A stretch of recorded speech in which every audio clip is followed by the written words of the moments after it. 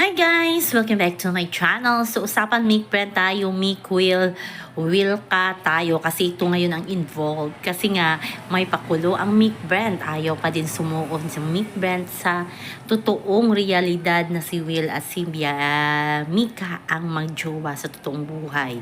OG Diaz na yan ang source. Kaya pag si OG Diaz talaga mag-splok niyan, 99% totoo yan. Pero ito nga Mick Brand ay may pakulo, may pa-surprise dinner date sila sa dalawa, parang sa venue ata ito ng shooting ng Hotel 88, di ko lang sure. So nandoon din siguro si Will. So sabi ng mga Will, grabe daw ang selos ni Will, totoo nga ba? Or talagang kumpiyansa lang talaga si Will na on screen lang talaga itong si Brent at si Mika, kasi iba naman ang type daw ni Brent. Di natin alam kung sino yung type ni Brent Manalo.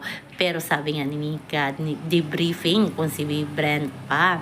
So walang choice ang Mika at Brent kasi may Hotel 88. Kailangan nila ng fan service ngayon. Yes, fan service.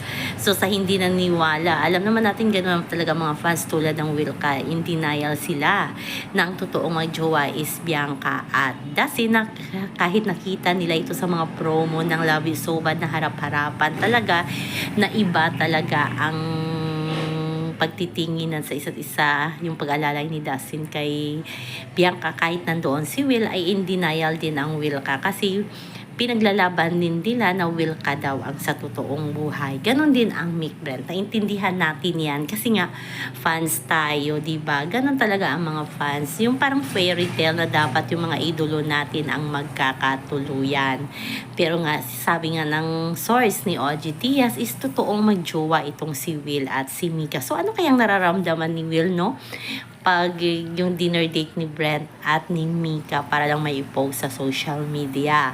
Ganon din siguro ang naramdaman noon ni Mika nang mag-promo ng Love You So Bad si Will at si Bianca. Grabe nga yung fan service ni Will at ni Bianca doon, di ba?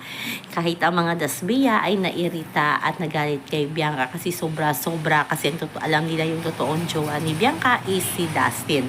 So ganon din naman siguro ang naramdaman ng Will ni Mika sa fan service na yun. So patas lang sina Will at si Mika. At the end of the day, si Will pa sigurong sumundo kay Mika or magkasama sila ni Will pagkatapos ng scripted dinner date ng Mick Brand. So, abangan na lang natin guys ang Hotel 88.